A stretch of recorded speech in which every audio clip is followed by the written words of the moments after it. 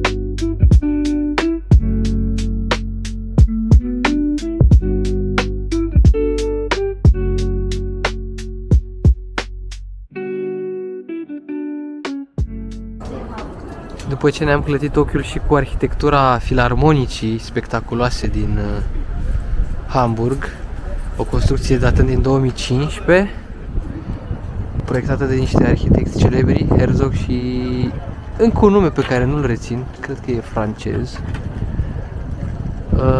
De acolo ne-am continuat periplul și mergem prin acest cartier minunat cu arhitectură contemporană, cu arhitectură nouă, modernă, extraordinar de frumoasă, simplă, linii simple, clare, drepte. Stilul, aș putea zice, stilul ăla scandinav, foarte, foarte asemănător cu ce vedeam și în Oslo. Da, interesant, foarte, foarte, foarte plăcut. O mulțime de clădiri extraordinar de frumoase. În orice caz, cam asta se întâmplă atunci când ai bani foarte mulți și aici chiar sunt bani mulți de tot în Hamburg, unul dintre cele mai mari porturi din Europa și unul dintre cele mai mari orașe din Germania. Se știe, Germania e o economie uriașă.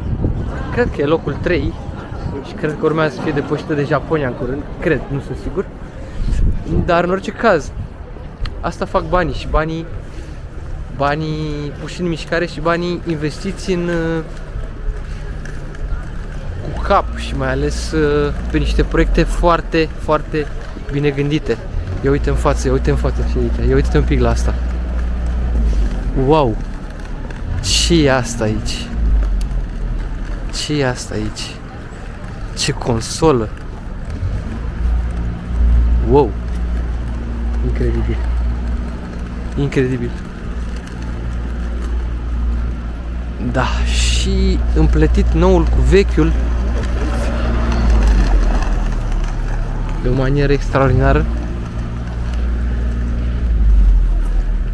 De fapt, pare că din ce în ce mai puțin vechi rămâne. Aici în cartier încă se construiesc clădiri de tipul ăsta și toate sunt rezidențiale. Bine, la parter înalt, cu magazine, cu restaurante, pizzerii, tot felul de magazine de genul ăsta.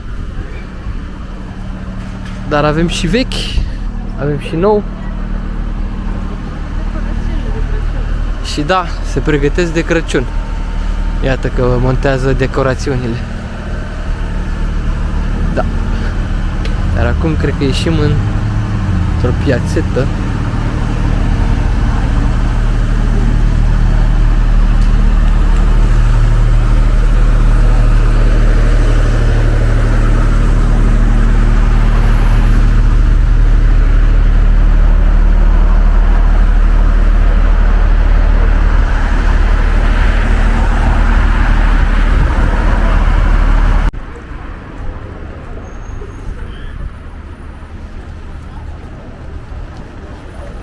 Da, și ăsta este cartierul, districtul, warehouse, mă rog, de depozit, pentru că toate aceste clădiri cu cărămida asta aparentă roșie să zicem de tipologie neogotică, mă rog, fațada asta de tipologie neogotică, în toate astea, de-a lungul timpului au fost folosite ca depozite. Nu știu dacă încă mai sunt. Nu sunt, pare să că astea sunt abandonate, din ce se vede. Practic aveau funcționalitatea de a depozita tot ce se aducea în port, tot ce se tranzacționa în portul ăsta din Hamburg, port pe care l-am văzut mai devreme. Iar aici aduceau tutun, absolut orice se putea depozita în aceste depozite. Iar construcția asta a districtului de aici s-a petrecut între 1883 și 1927.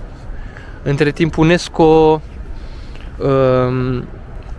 l-a inclus în patrimoniul, e inclus în patrimoniul UNESCO această zonă. Este o zonă protejată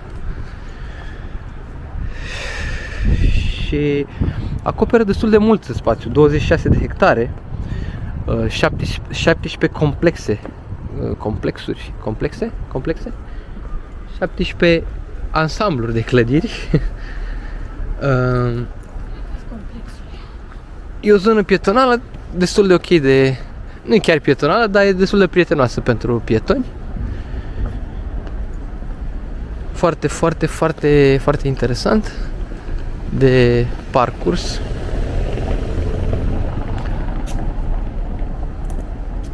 Un alt aspect interesant e că fundațiile lor, acestor clădiri, sunt făcute din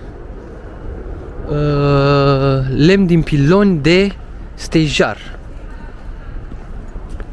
Și după cum se observă, canalele astea care pătrund între, probabil de-a lungul timpului au protejat, da, mă rog, trebuia să rămână la același nivel ca să protejeze cumva lemnul ăla, sau pentru că dacă variază nivelul, atunci lemnul ajunge să putrezească, dar dacă, de fapt, uite, cred că se și vede. Vezi? Se și vede. Da. Nu pot să dau un zoom, ia să dau un zoom. A fost mai ridicată spre verdeață. Da. Se și vede.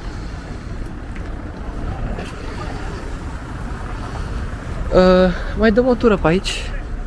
Mai aruncăm un ochi. Cel mai frumos se pare că de vizitat ar fi noaptea, pentru că e foarte, foarte luminat.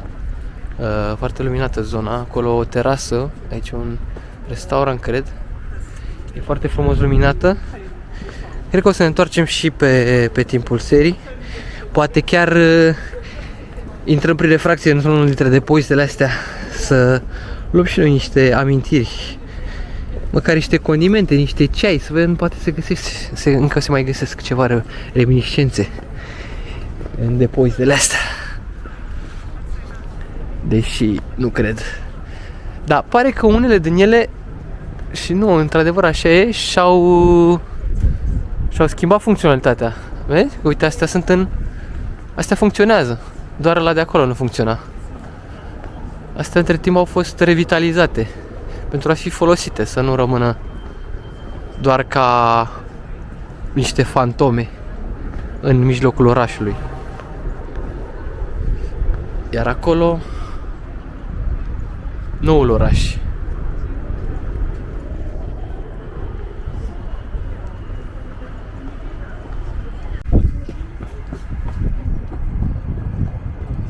Probabil una dintre cele mai cunoscute perspective din Hamburg, cu acest restaurant și cele două poduri care îl centrează.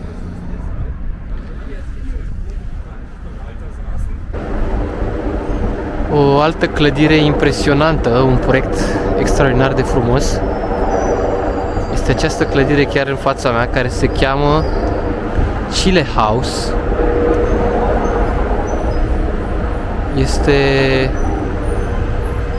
un proiect, o clădire în stil neogotic,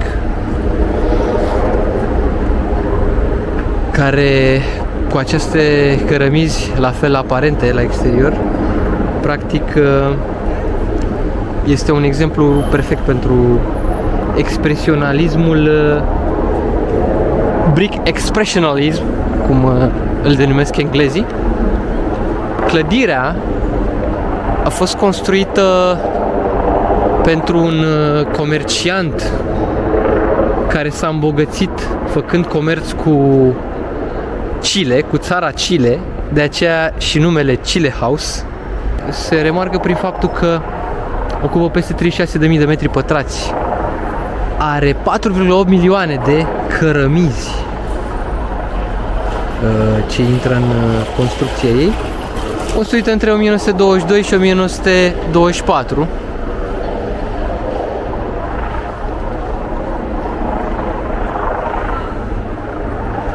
Asta este Chile House.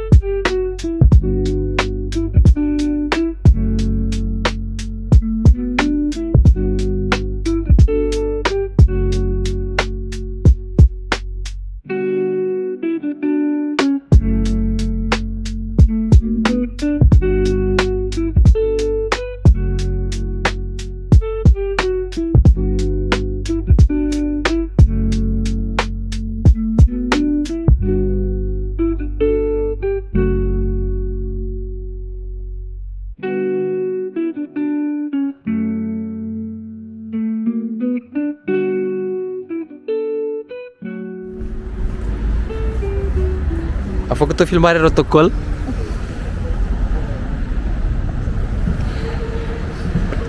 Nu mă filmezi în toate unghiurile. Haide să mergem, că stă bine. Haide. Pe unde trebuie să o luăm? Față. Tot în față? Facem la un moment dat dreapta.